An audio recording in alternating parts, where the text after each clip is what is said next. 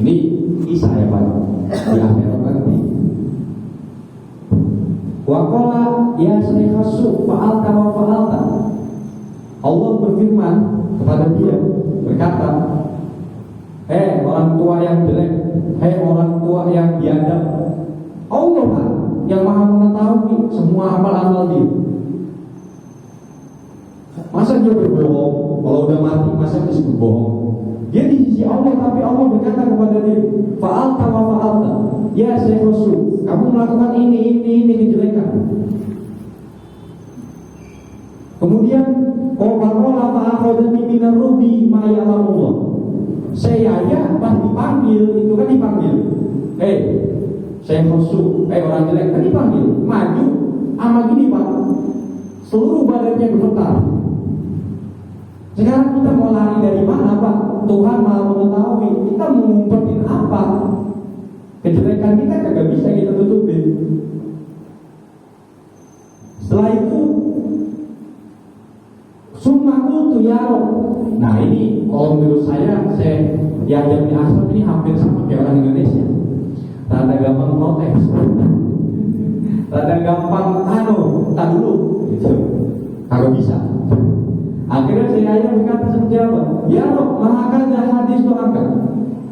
Ya pangeranku, ya Allah, aku nggak sembarangan. Aku itu sesuai dengan ajaran itu bagaimana? Kata Allah, sesuai dengan ajaranku. Kemudian faqala Allah bista'ani, apa yang aku ajarkan kepadamu? Kata Allah, dites ada Allah tahu. Faqultu hadatsani Abdul Razzaq an Ma'mar an Zuri an Anas an Nabi ka an Jibril alaihi salam annaka qulta ana inda dumi abdi bi falyadun nabi masya. Diceritakan dari malaikat Jibril bahwasanya yang mewahyukan kepada Nabi bahwasanya ini hadis qudsi. Engkau yang berkata ya, kata saya yang asal. Katanya engkau tergantung prasangka hambamu kepada engkau. Lalu lantas engkau berprasangka seperti apa katamu? Kemudian waktu tu adu bika Allah tu adibani, aku tidak disiksa. Aku tidak disiksa karena saya yang biasa berusaha bahwasanya dosa saya masih lebih kecil, masih lebih dikit daripada rahmatnya Allah yang begitu besar, dari ampunan Allah yang sangat besar. Akhirnya Allah berkata, wasadaqa Jibril, wasadaqa Nabi, wasadaqa Anas, seterusnya benar semuanya, wasadaqa dan engkau benar. Kemudian Faul bisu, aku ditempatkan kata saya di situ, di sisi Allah. Ditempatkannya di mana? Wa masa baina yadayya al-wildanu ila jannah. Aku berjalan di belakang anak kecil yang akan menuju surga. Makanya nggak salah Pak ketika ada anak kecil sebelum balik atau masih karena di kandungan itu masuk surga. Ya itu. Tapi nggak kecil kan surganya, semuanya muda semua. Semoga kita min ahli jannah, amin amin ya rabbal Allahumma sholli ala sayyidina Muhammad. Kemudian ini ada satu kisah lagi, karena fi ba'dil amakini suratu qabrin wa kanu ahlu hadzal makan yazuruna wa tawassaluna bi. Ada suatu kaum yang berziarah karena meminta lantaran kepada Shahibul Maqam. Wa yaqdillahu hawaijahum bi wasatati itiqadihim. Kemudian Allah mengabulkan semua hajat-hajatnya karena meminta lantaran kepada Shahibul Maqam. Kemudian wa ba'du ja'a ilaihim ahadu min ahli nur. Kemudian ada seseorang yang lewat. Nah, orangnya ini ahli kasab, bisa mengetahui yang ada dalam kuburan itu apa dan siapa. Ya kalau di Indonesia mungkin sekarang Habib Lutfi bin Yahya Pekalongan, Abah Lutfi. Jadi ahli nur, ahli kasab, bisa melihat, benar-benar bisa melihat kuasa Allah. Gak ada yang, kita hanya bersyukur. Kemudian dia berkata apa? Wa qala lau inna hadzal ladzi tazunnu jifatul himar. Yang engkau meminta lantaran itu kuburan kucing. Di sini kuburan himar, sini kuburan kucing. Tapi Allah mengabulkan doa-doanya. Bagaimana? Terserah Allah, enggak gitu konsepnya, enggak dikit-dikit terserah Allah, enggak. Kemudian apa? Pada basuhu wajadu kadali, dan semua tercengang. Nah terus bagaimana? Tapi kok hajat-hajat kita terkabul? Tapi keinginan kita semuanya ini udah bertahun-tahun, Pak. Dia berziarah ke bangkai kucing, bangkai kucing. Kemudian walakin biwasitati husni donihim nalu maya lamuna wa nafa'u al-ittiqa. Ini ada dua. Satu, karena dia husnudon kepada sohibul maqam, husnudon bahwa aku tidak bisa berdoa tanpa adanya lantaran, tanpa ada wasilah. Merasa dirinya mungkin tidak pantas untuk dikabulkan, makanya dia meminta lantaran. Dan yang kedua, karena keyakinan dia bahwa Allah akan mengabulkan apa yang dia meminta. Seperti itu.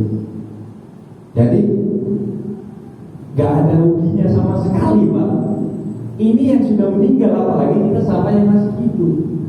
Ingat, orang lain juga punya lisan untuk membicarakan kita. Orang lain juga punya perasaan, orang lain juga punya hati. Saya juga baru tahu kemarin, Pak, teman saya yang saya kira dia tegar. Jadi di pondok itu kan biasa kan saling yang menghina mengejek gitu kan. Dalam artian untuk kebaikan ya. Kayak misalnya dia nggak berangkat ngaji, mana lu nggak ngaji lu, kacau. Jadi begitu, ada bahasa begitu. Kemudian ternyata dia pernah cerita ke saya itu udah nggak kuat aslinya dengan hinaan-hinaan seperti ini. Kita nggak tahu hati orang itu, emang kelihatannya disenyum aja, digodain. Ternyata di balik itu, Pak, semua orang punya hati, semua orang punya batas. Jadi jangan pernah bermain-main dengan seudon atau hinaan. Jangan sama sekali. Tidak ada ruginya kita berbuat baik setiap hari, itu tidak ada ruginya. Untungnya 2 kali lipat.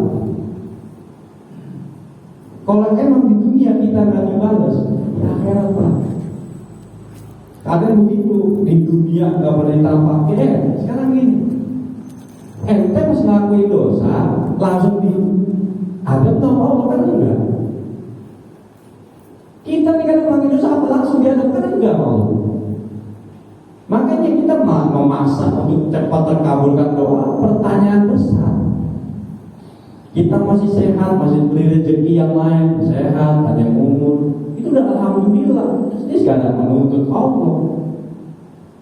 Kan sudah saya bilang kemarin, kalau kita RT nggak senang sama kita bisa pindah ke RT lain. Tapi kalau Allah udah nggak senang sama kita mau pindah alam mana lagi? Yang alam cuma satu dan Tuhan cuma satu. Apa tidak pantaskah kita berbuat baik? Pantas. Kemudian yang terakhir cerita tentang maling, begal jalan. Hukiya anna jama'atan minal lulusi kharaju minal laili ila qat'in tariq ala qafilatin. Al-Kisah ada gerombolan maling begal. Dia keluar pada malam hari, perkiraan jam 8 jam 9. Kemudian dia membegal. Setelah itu falamma janna alaihim al-lailu ja'u ila ribatin fil mafazati.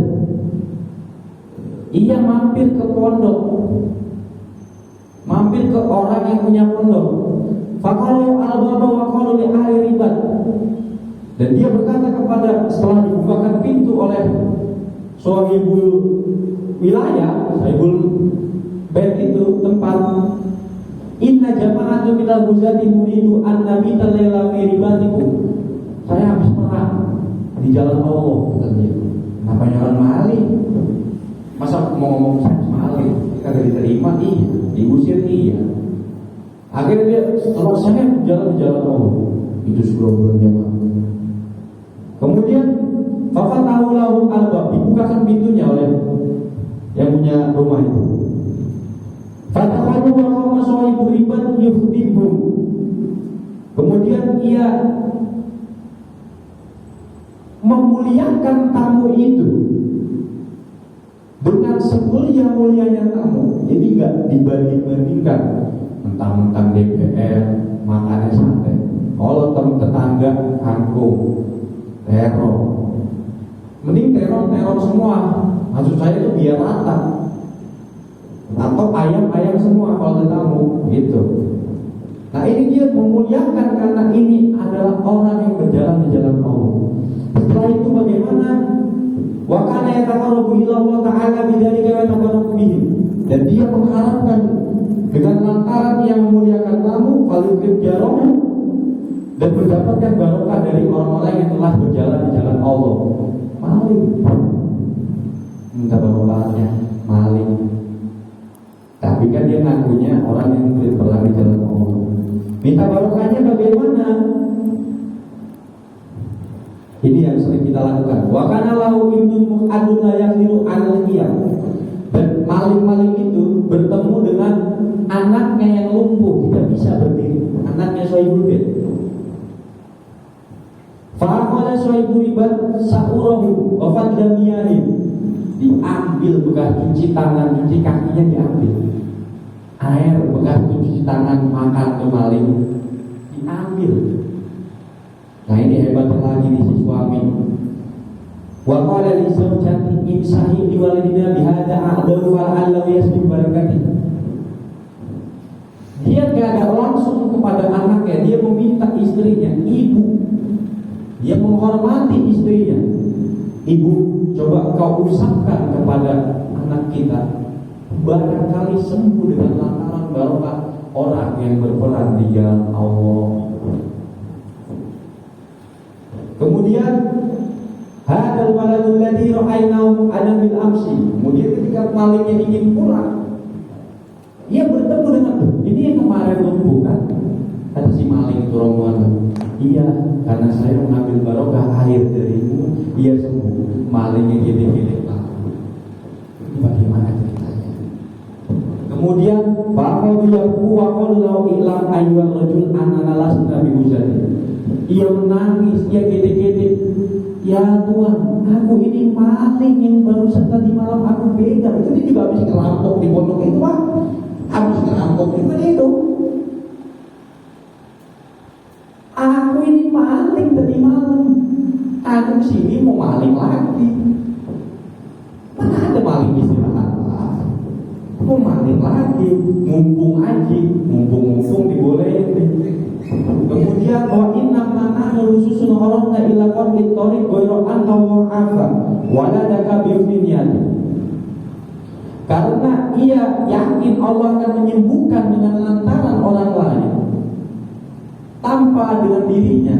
Kemudian Allah menyembuhkan putranya karena dia bersyukur kepada Allah, bersyukur kepada tamu-tamunya Allah. Tamu-tamunya Allah tadi kan dia ngomongnya sabilillah masalahnya. Kalau dia ngomong dari awal maling kagak bakal jadi namu. Kemudian waktu benar ilallah ta'ala, Allah menerima taubat mereka semua. Pada bijami'an pasal min jumlatil huzati wa mujahidin fisabilillah tak mampu. Kemudian dia benar-benar berjalan jalan Allah, memalingkan berbola tadi, dan ia mati dalam keadaan sabilillah. Yang bisa kita ambil satu, bersujud kepada Allah. Yang kedua, jangan pernah merendahkan tamu. Kita tidak tahu dia membawa bakal menghilangkan celaka yang ada di rumah kita itu. Tamu Pak istimewanya. Memang kadang tamunya kurang ajar, maaf ya. Makanya kita harus bersungguh aja. Memang kadang tamunya kurang ajar, dikasih ayam kita daging. Ada Pak begitu, saya juga alami. Dikasih kopi kita kan enggak. Rokok saya Surya, dia rokoknya filter, kagak mau doin Surya, pokoknya filter. Kan mau gak mau kita beliin. Gitu. Makanya kemudian yang ketiga, orang yang berkata, dia kan tadi ngomong akan berperang. Aku adalah orang yang berperang di jalan Allah, padahal dia maling. Allah kabulkan doanya karena dia pernah berkata sebenarnya. Jadi benar-benar tidak ada ruginya kita berkata baik, tidak ada ruginya kita berprasangka baik. terhadap apa yang terjadi di dunia ini, apa yang terjadi pada kehidupan kita, apa yang terjadi pada sanak famili kita, apa yang terjadi pada orang tua kita dan yang lainnya. Ya mungkin hanya itu sebuah manfaat. Sekali lagi saya mohon doanya, kita baca Al-Fatihah buat guru kita Kiai Makmur, semoga lekas diberi kesehatan, panjang umur, dan juga untuk kita yang para hadirin yang lagi sakit semoga cepat sehat, yang sehat tambah sehat. Amin.